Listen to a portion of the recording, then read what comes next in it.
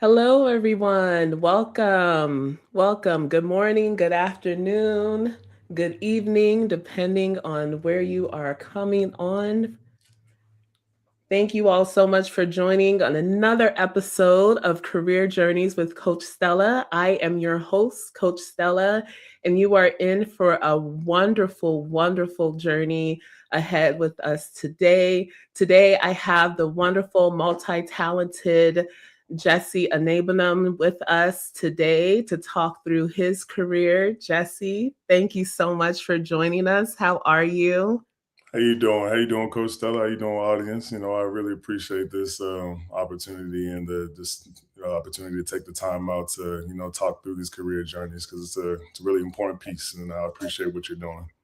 Absolutely. Well, I am so excited to delve in. So let's waste no time. All right. So the first question I have for you is just a general introduction. If you could tell us about yourself, your background, and anything that you think would be helpful as folks delve into your journey. Oh, definitely. Yeah. Yeah. So a little bit about myself. Name's Jesse and Abenham. I born and raised Silver Spring, Maryland. Silver Spring, Maryland is home to me. And Yeah, I have a short background and or a long background actually. I started my career in sports. I started have a long, extensive sports background and grew up in Silver Spring and played football and had actually started with a lot of different sports. I played baseball, played soccer, ran track, a whole bunch of different things. And yeah, and so yeah, as I started growing in my journey, played football, carried on, and took over. And so that's what I was able to carry on for, and had a pretty successful career, and that got to the professional level, and which ultimately led me into my passion for training and my passion for just sports performance and general fitness and just lifestyle fitness in general. And so that led me into what I do today as a sports performance and fitness coach and trainer. And yeah, and so that's where I'm at right now.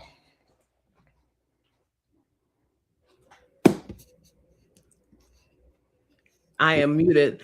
Mhm. Thank you so much for sharing all of that. I am so excited to unpack this journey.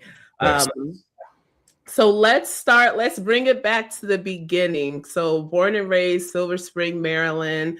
Talk to me about childhood. What was it as a child? What did you envision? What did you want to be when you grew up? Oh man, that's a loaded question. I wanted to be a lot of different things growing up. I would say growing up, having Nigerian in a Nigerian household, having that as my background as well. One of the biggest things that I kind of had my eyes on was being somewhere in the medical field.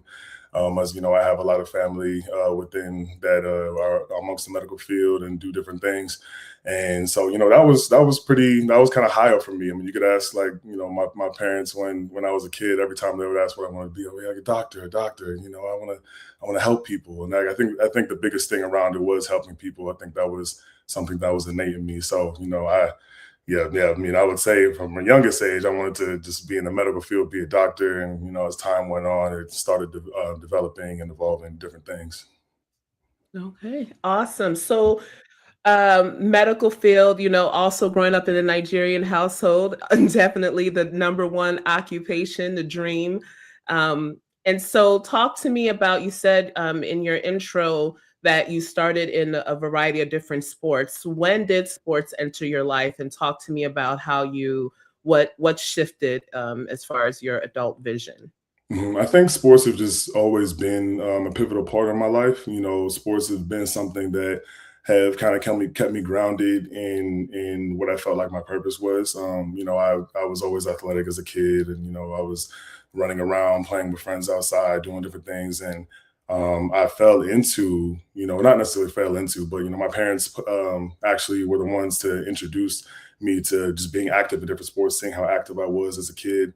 And so, my first sport starting out, I played soccer. I must have been like 5 years old, and then I was in a little soccer camps. And then my transition, I played baseball, and then I started running track, and then played basketball as well, because I got tall as a young kid. So, they threw me and dad. They were like, "Oh, we have some hoop dreams now." So it was just a long line of different things that they just wanted to keep me active in, and just knowing that he's active in this way, and so he has potential to be successful in these different things, in these different sports. And so that's kind of how they came along. My parents definitely helped and pushed me into that. Um, and yeah, and then football kind of came around towards actually high school. I didn't start playing football, which ended up being my professional career up until high school. So that was also a little different for me at the time, but it really helped me in my sports journey. Yeah, let's talk about that. Okay, so that's interesting. So football came into your life in high school. Right. So Yeah. Mhm. and it, you had a long career within that industry. So talk to me about that. What pushed you towards football, and give me some highlights of what that journey was like for you in high school. Yeah, yeah. I think there was a few different factors that was pushing me towards football. I had family that played football. I had a lot of friends that were around me that played football, and it was something that was more of an interest of mine growing up through playing sports. But at a certain point, and also, my parents, my mother, she was a little weary about me going and playing football specifically because it's more of a rough sport and higher injury risk and everything. And so they kind of probably held off on my interest in that early on. But over time, it just the opportunities started to become more apparent. I had some friends that were playing at the time too, that whose parents were also big advocates for me to play as well. And so they kind of were able to push the conversation a little bit more with my parents as well. And so, and the high school that I ended up going to is a pretty prestigious school as far as academics and sports. So it was something that highlighted true potential to themselves, my parents and myself. And so when the decision came down to it and me wanting to pick high schools or where to go, the school that I went to, Good Counsel High School, was at the top of the list, and just based off of connections that we had of people that we already knew that were there, and then having a good network that was already there, but then also the potential within sports and what they saw in me as well. And so that took over at the time, and the rest was history from there. And so I went to Good Counsel. I started playing football. My freshman year at Good Counsel was my first year ever picking up a helmet, ever doing anything with football. And so that was a big learning curve, especially because I was at an age where I was starting to really develop, even within sports, but in life in general. And then I immediately fell in love with it, and grew such a passion for it, with everything that it did for me mentally, physically, and all of the above. And so yeah, football really just became my muse at that point. Wow, that's amazing. First time picking up a helmet freshman year, ninth grade. We know we're getting to college, but that landed you an athletic scholarship. Talk to me about, because I'm in the student athlete. I'm in a household of student athletes. I'm just gonna put that out there. And Right. I, even at my children's early age, am seeing this is a culture, this is a lifestyle. Talk to me about the student athlete mindset and what that experience was like for you in high school. Yeah, no, the with that, the student athlete mindset for me, I mean, it was something that I feel like shaped me into a lot of being who I am today, and being and having the different things that I have, as far as tools, that help me progress in life. And that student athlete mindset just really just comes from your ability be to really be resilient, I think. And that resilience is built with the discipline that we have to learn from having to wake up, go to have your morning training sessions or morning workouts at 5 a.m., and then going having meetings at 6:30, then having practice right after that for 2 hours, and then having to come in and shower and then be ready for your first class at 9, and then having an entire day after that, and just being able to be locked in to that degree and to that level is something that you really have to build that mental and physical armor to be able to do. And it's something that I commend every student athlete, no matter what sport you're in, because it's all the same. We all have to dig and tie in those deep responsibilities into our young lives. And we are young. It's like, especially as I'm older now and like thinking back, I'm like, no, we were young, and having to be able to balance all of that and be successful through that. Yeah, um, absolutely. So with that, with the acknowledgement, and thank you for being transparent in what a daily schedule looked like for you and how early it was for you, right. at such a formative development, a formative stage, for you in being in high school. Can you talk to me about the importance of mentors and coaches? Like who was in your orbit during that time to keep you grounded and focused? Yeah, I mean, that's huge. It's a great question too, because I think that we don't give enough credit to the people that help shape us to be who we are. There's so many people. They say that it takes a village to raise somebody, and that grows into further than just adolescent years. Even when you're in your young adult years, there's still so many things. We have coaches all throughout life. You know what I mean? You have Coach Stella written right there. It's like there's coaches that that transcend on all phases and all seasons of our lives. And I feel like having that type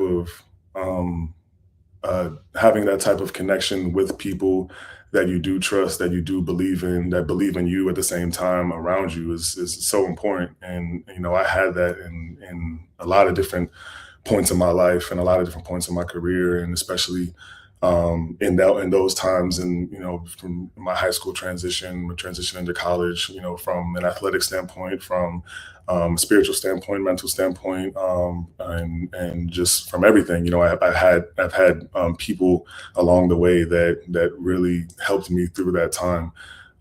Especially within football too. You know what I mean? Our coaches are more than just coaches. Our coaches, they're good with the X's and O's of things. They're good with teaching us how to play the game, but they're also there to teach us how to be men as well. And I'm in a male sport, and I'm sure the same can be said for a woman in women's sports. And so this it goes along to say that this it's so important to have those type of figures in our life, to help develop us into who we are, like what type of lives that we want to live. And I still hold true to a lot of those people that were there for me in that time, those times.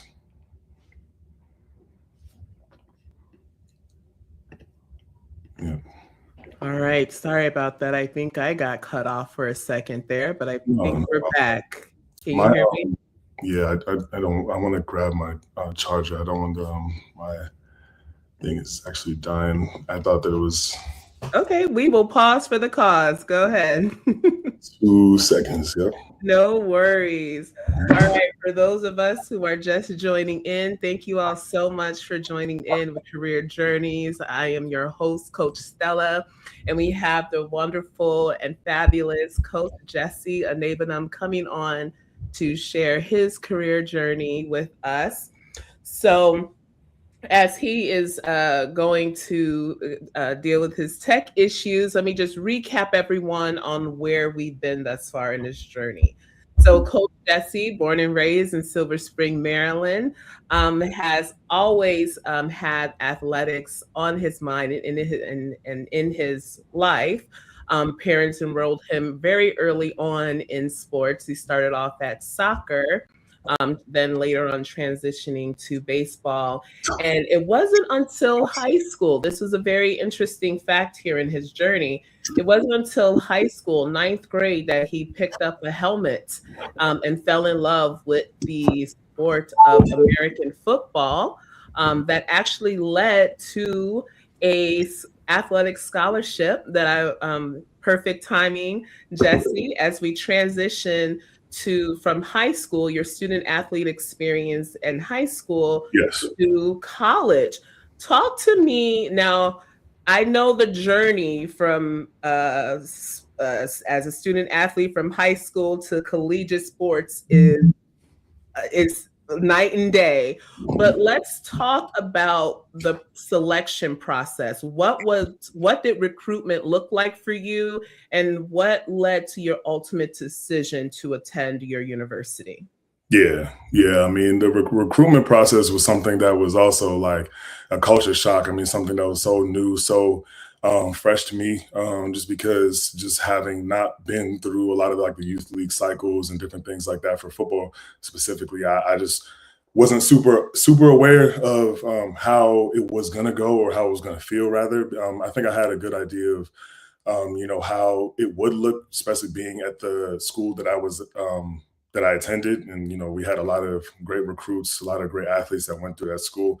And so I was able to see a lot of different people get recruited and go through that process and kind of just, from a Woosah standpoint, like, oh, wow, like, that's kind of crazy as, a little freshman coming in. And, and at that point, I still had a lot of good confidence in myself as an athlete. So I knew that, no matter what sport I picked up, that I was going to, you know, go far with it or just do as much as I could with it. So it was more of an admiration thing that I was like, oh, okay, wow, like that's, going to be something that I'm going to go through one day. And, I just have to roll with the punches when it does come around and be prepared for that. And when it did, it kind of happened really fast. It kind of was something that, just really just jumped out and was like a, shell shock really. And I would say it was right around my junior year. It was my junior year that I got my first offer.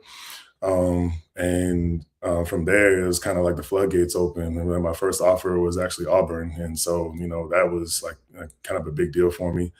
And so, once you get a deal like that, kind of the floodgates kind of open after that. And everyone's going to start like, oh, who's this kid? We got to start looking at him and recruit him. So I got the Auburn offer first, and then the school that I actually went to, Maryland, was my second offer. And so that was the offer that I originally had wanted first, because that was a school that, I was the most familiar with and that I looked up to and that I knew people at even at the time. And so when I got the Maryland offer, that was really cool for me. But then again, like the floodgates were opening and the recruiting had just bubbled. And, I was getting recruited left and right. And, I was a 4-star, 5-star recruit. And so it was kind of at a point where, I had to learn fast, how to deal with being recruited as a young kid. I mean, it wasn't anything I had dealt with at the time. So, I was I was really honed in on just trying to keep my cool, not do too much, and just roll with trusted people again around me that I knew that had my back and that would kind of guide me through that process. Awesome. Thank you for delving into that. And one thing I appreciate you sharing is how um how you took advantage of behind the scenes access to see how it's done. So it sound it's the high school you went to was one that had the structure, had a robust program, and because of that, even though you came in to the sport late, you were within such an amazing program that you had an opportunity, it sounds like since freshman year, to shadow and see what was on the horizon for you as far as recruitment season. Mhm. Um, so much so that even when it did happen, even though it happened really fast, you knew you had some idea of what to expect. Mhm. Right. Um, the other piece I want to throw out there, and I just want to throw out there because I had the privilege of witnessing this process see for you firsthand. And Mhm. one of the things that I appreciated with you is how intentional you were in your selection process. I remember a whiteboard. Uh, I I remember a still have that whiteboard, whiteboard. and I remember all the colleges, and you had pros and cons, and I won't tell you what the contents of the pros and cons were, Hey, we don't need to talk about that one. Don't worry. That was young 17, 18-year-old Jesse trying to, figure it out. But it was young 17, 18-year-old, already critical thinking, being very intentional with setting yourself up for success. So I just wanted to name that out there. I work with a lot of um 17, 18-year-olds who are getting ready to make such important decisions. And I always talk to them about, listen, bust out the chart, pros and cons, yes, it's the name, but is this the right fit for you? So I just wanted to commend you that early on you knew that. Yeah, yeah, no, I appreciate that. It really was something that I feel like too. I commend my parents for it too, and just like this helping with that preparation process and this the understanding of how to be organized with my decision making. I think I was just the biggest thing was just not being fly by with having a decision like that because that's a huge decision to make. And so with having the options that I did and being blessed enough to be in that position, like you can't take anything like that for granted and think that you don't have to put your full effort into making those decisions and sticking with them too. Yeah, absolutely. Mhm. All right, so college sports. Mhm. Coach Jesse, let's I know you could write a book on it, your journey, your Oh college man, athletic journey. man, So can I? Yeah. let's do some highlights. Let's do some highlights. What were some takeaways from your collegiate experience? Oh man, I think some takeaways is just being some of my biggest highlights was having such a strong team unit, going into a lot of the situations that I had to deal with and face during that time, good and bad. I think that it's not lost on any athlete how the importance of a locker room and the importance of having bonds, real bonds in a locker room that help elevate you on the field. And I think it's sometimes maybe sound a little cliche to say, but I think that as athletes, and as humans in general, we're herd animals, and so we are meant to be together. We're meant to be on a team and to be able to solve tasks together as a team, and that's all sports is. And so I think that I had a really privileged experience of being on a team that on teams, multiple teams, because that team changed and evolved. That um, really spoke true to that, and we stuck together. We fought through a lot together, and it was a really great time in my life for sure. Awesome. So I want to talk through one experience you had in your collegiate, and you talked earlier about how the sport of football had built your resilience. So you suffered an injury very early on in your collegiate experience. Can you talk me through what that journey was for you and your comeback? Mhm. Yeah, so actually, I broke my ankle. That was a huge injury in my college career. Happened against Texas. This was 2017, my true senior year. So it happened against Texas, and it was my first game of the season actually. And so that was something that was a big shocker to my collegiate career. Because I had gone up until that point uninjured and hadn't missed a game up until that point. Um, and I had not played in a game because my freshman year I played in every single game. I started a few, and so it was something that was a real big shell shock to me because I hadn't ever dealt with anything like that, and it was something that I had to learn a lot about myself as an athlete, but myself as a man as well during that time because it wasn't just football that I was affected; it was life. And you think you get injured on the field, and it's just like, oh well, now I can't play football for a little bit, but no, you can't play football, you can't practice, you can't do every normal day life things. It's hard that you don't really think about, because as we're these big athletes, we think that we're Superman at times, and so And when you get humbled in that way, it really brings you back to reality to be like, okay, let's kind of step back and go to the drawing board, and also reveals a lot about yourself and how you handle adversity, because that's not the type of adversity that anybody expects to go through. You know, your life is kind of flipped upside down. And in my situation, it was the first game of the season, and I had just coming off of a stellar season the year before that, and so it was something that really threw me into a pit, and that I had to break out of, or find ways to break out of that. You know, again, kind of went full circle back to my circle, my people, and them allowing me to and helping me through that time, which was, which was really needed. Yeah, leaning on on your village during Yeah. that time is one of the things that brought you out. Mhm. Um, okay, so talk to me about what the comeback looked like, and then let's also transition to your first professional career path. But before we get to that, I want to also give space to the academic side of your student athletic experience. What did you major in, and what was the academic side? How were you able to prioritize academics and sports at Maryland? Yeah, yeah. I mean, I think that coming into Maryland, knowing that how good of a school that Maryland was academically as well, I thought that it would serve me right to just choose a major that I felt like I had interest in, but also could, present some good opportunities down the road.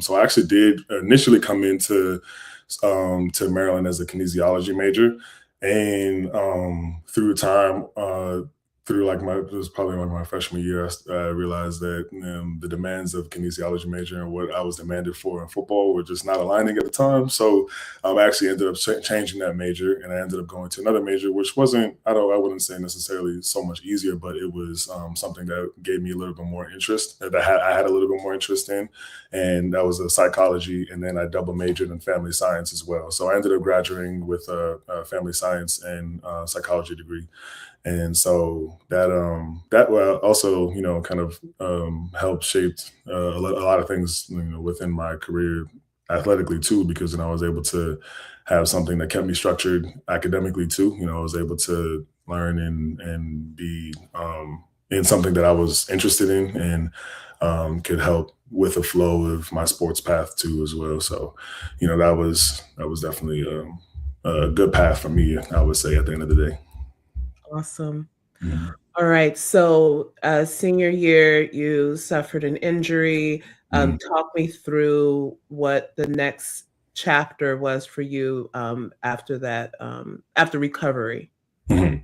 Yeah, so after that, I ended up missing that entire season. So that was my true senior season. So I missed the whole season because of the injury, and so I had to basically the whole year I was in recovery. It was going around like a 10-month recovery for me from that. It was this compound fracture in my ankle, and so um, yeah, the process coming back from that was I was granted fifth year of eligibility from the school, and so I was able to come back from my fifth season and play, since I missed out on my fourth season. And so that was something that I just wanted to make sure I took advantage of, and take that opportunity, knowing that, okay, well, hey, you came off of a good year, you missed the entire year now, and so the ball is not as much in your favor. So you have to be able to be consistent and just, step up to the plate now, knowing that you're healthy, you've done the things that you needed to do to get better, and so now it's your time to go do something. And so, I went out and played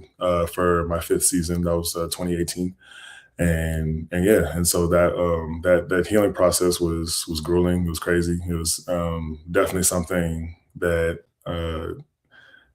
I don't know at the time that I was prepared for, but I learned, like I said, I was saying, I learned a lot through. And when I did eventually recover from that injury, it was kind of in my mind of like, okay, well, now you have to make a decision. Like, are you going to step up and, step forward and do what you have to do to get back on the field and be 100% again, or are you going to let these things take you back? Because I actually did end up having to get a second surgery from that initial injury, and I just because we had to go in and do a scope and take some things out, so that kind of prolonged the process of recovery for me. I went back that following spring to get a second surgery, and so it was again a long healing process. And so just from that, I had to make a lot of mental decisions on how I was going to step up and move forward and be better. As an athlete and as a person, and I think that I really had the right placements and people around me to do that. Yeah. I Mhm. mean, such a major injury to rebound from. I mean, you talked about resilience and how it shaped you. So we're literally hearing that journey of how how you built the resilience. So talk us through the next chapter for you, and you graduate, um, and eligibility is over. Yeah. What was your next professional move? Yeah, so I went on after that. I played my last season. I had a decent season, didn't have as good a season as I did my previous season that I played. But I finished the season healthy, which was a blessing, and I got through it. And I went on to still have some interest in going into the NFL draft, and so that was my next focus. I went on to then start preparing for the NFL draft. I did my pro day training with my now coworker and longtime mentor, Coach Myron Flowers, and he helped me prepare for my pro day and to get ready for that next step. And I was at that point, very motivated and ready to just take that next step and just trusting my abilities, trusting my training, and trusting everything that like kind of helped me get to that point, which ended up actually paying off. And so I didn't get drafted in that following draft, but I ended up as a undrafted free agent signee, preferred signee to the Houston Texans. And I actually got word that I was going to Houston before the draft was even over, and so they had their eyes on me, but unfortunately they weren't able to draft me. And so I would had good conversations with them, and ended up signing to them as an undrafted free agent, and to start my professional career, and was able to make it to that point in my career and touch the NFL, which was a very special experience for me as well and shaping. And yeah, and so that's how my professional career started, which then was again I'm sure we'll start getting into that, but then I had a lot of different bouts within injuries and within different pitfalls and getting cut and things through that as well. And so that was definitely part of my story as well. Yes, and while I wanna acknowledge that that also was its own book and journey, I Mhm. just wanna pause for the cause, right? And just acknowledge the journey that the rebound, the comeback, don't call it a comeback, but it's a comeback, you Mhm. know, a broken ankle, 2 surgeries, and your village, leaning on your village, mentors, and coaches to along with yourself. You talked about how you had to ask yourself, okay, what are we doing, you Mhm. know and have that honest conversation with yourself. But then, as a result of it, the grind, the effort landed you in the NFL. Mhm. I mean, can we just pause and acknowledge that? Yeah.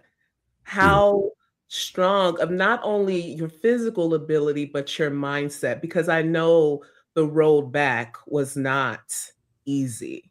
I Mhm. mean, that for most people, that would be a career-ending injury, Yeah. Yeah. you In a know? lot of cases, and I really appreciate that acknowledgement.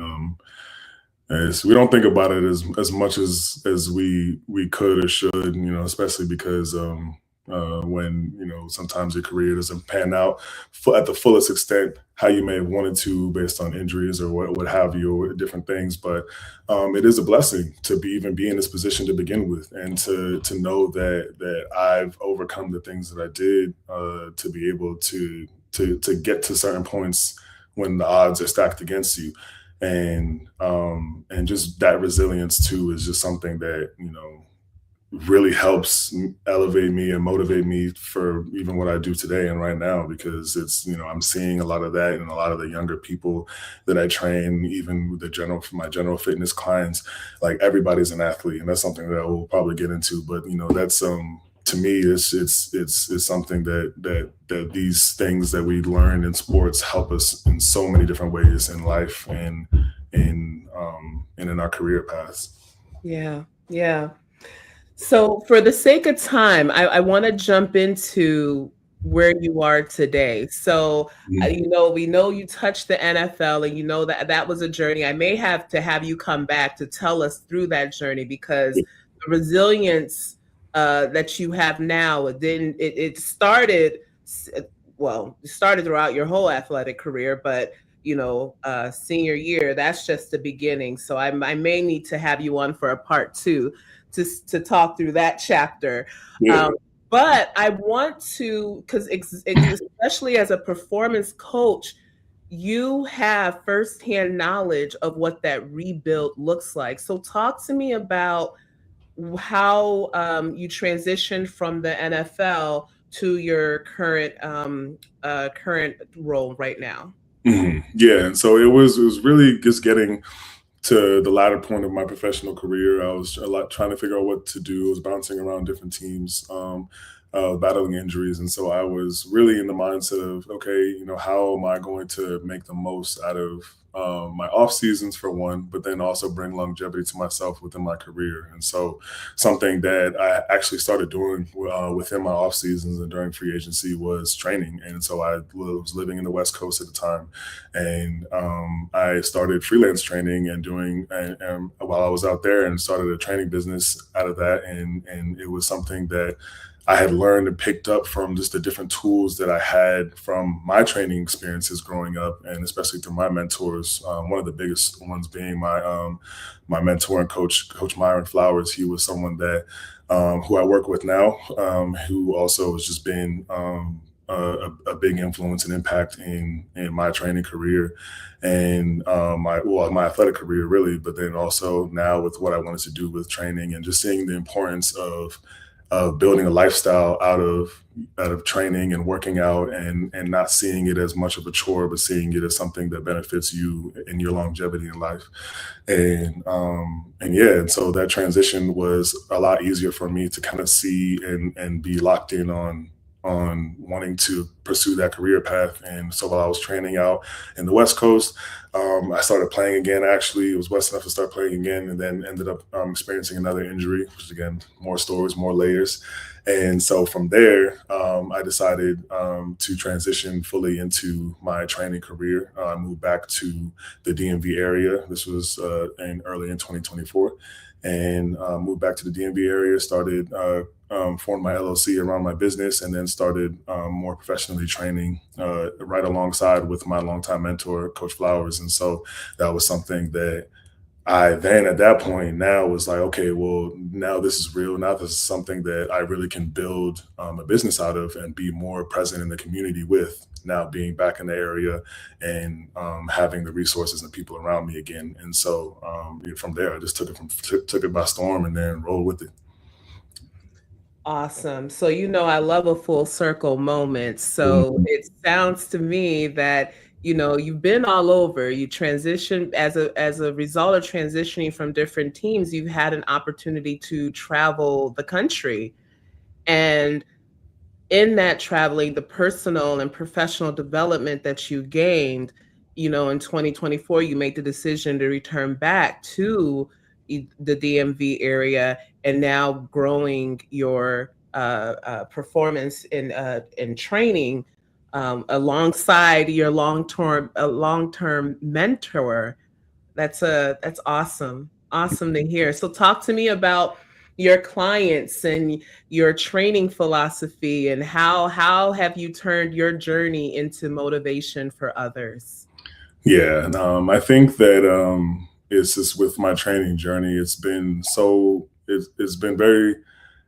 developing very fast. I feel like, and I feel like I'm at a point where I think that with everything that I've learned, it's really helping me kind of curate who I am as a trainer and as a fitness coach. And I think right now with the my wide variety or the different variety of clients and people that I help train and coach and be around and it's really gotten to a point of where I feel like I found my niche in all of this and I think that I very much credit that to just having the foundational style of training that I had growing up. You know, I really focus on functional training, functional and dynamic movement, and strength training, and just having the good fusion of understanding the importance of functional training and importance of strength training along with that, and having good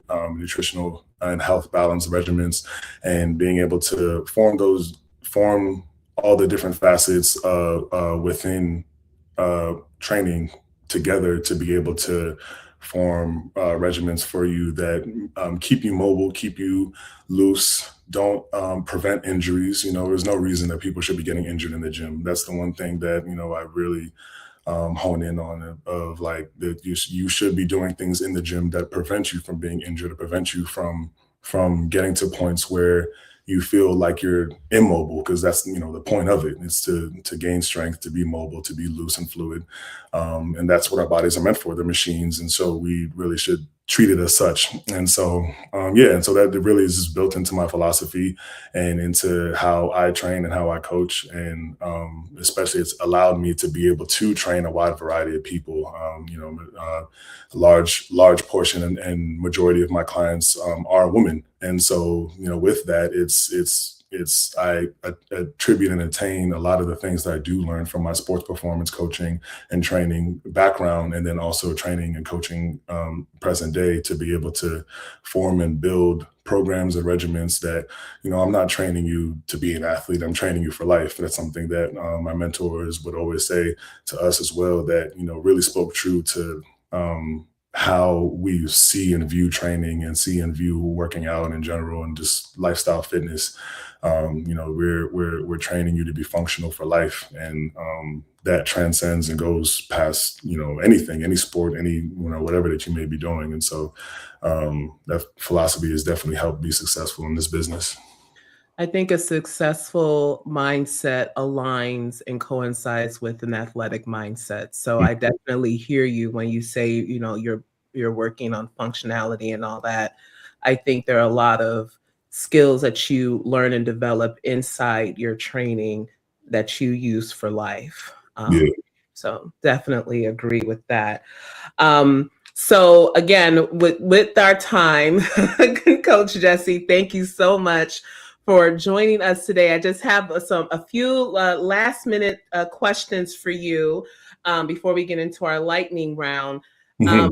what and it's a two-part question. What does the future look like? What's your vision for the future? And what advice would you give someone who is looking to branch out into this career, or looking to go into the professional athletic realm?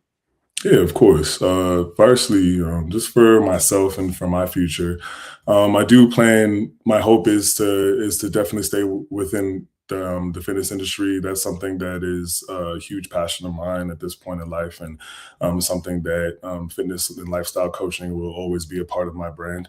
And expanding that, you know, my ultimate goal, for most any of us trainers, at the end of the day, my ultimate goal really is to be able to curate spaces and different and places that I'm able to bring people and trainers and athletes and general fitness and everyone together, such as very relatable to the gym that I work out right now, Domain Fitness and Performance. It's a very big testimony uh, to that um, process, and just, you know, having that fusion of general fitness and sports performance. And so ultimately, I just really want to curate spaces for that, you know, own gyms and be in the industry with while being able to help people, and you know, take that as far as I feel like is necessary within my communities, and being having that presence in my communities as well.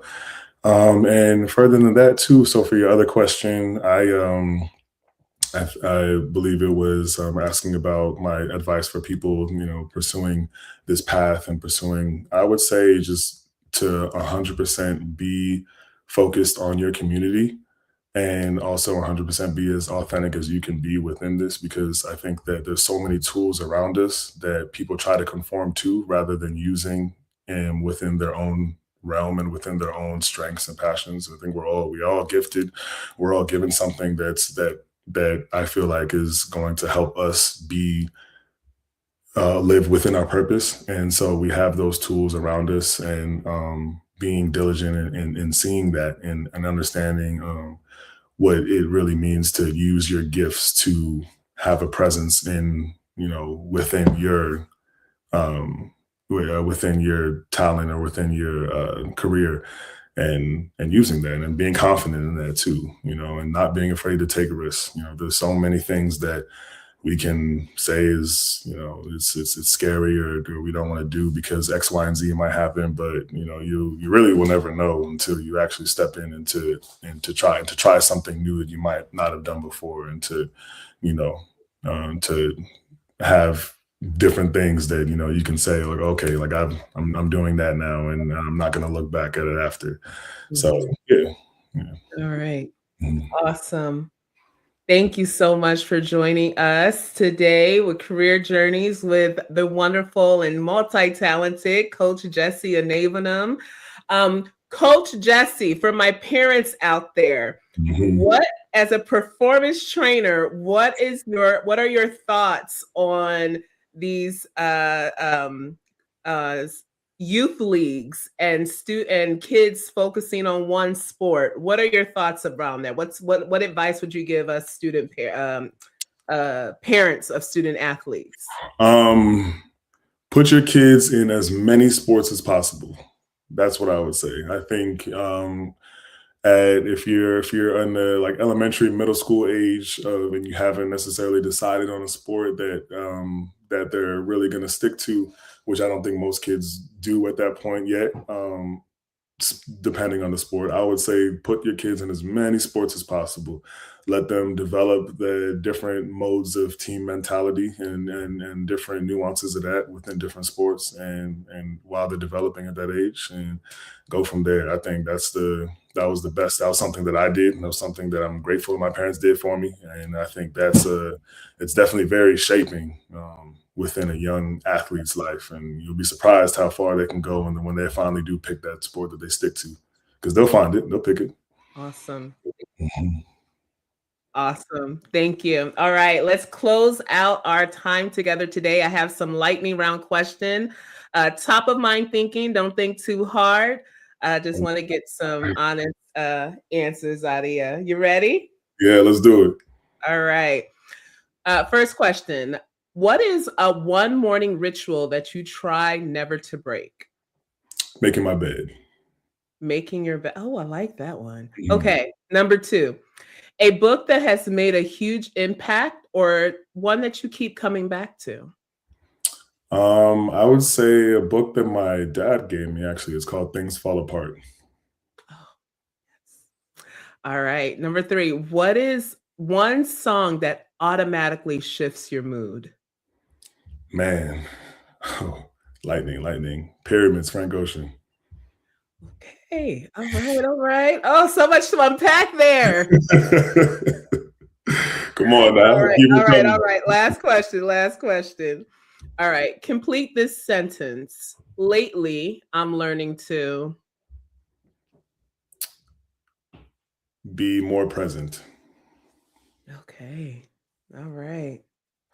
Coach Jesse, it's been an honor to one, have you on for you to share your journey, and two, to have front row view into your journey. You are one of the many people I thought of when I developed this series, Mm.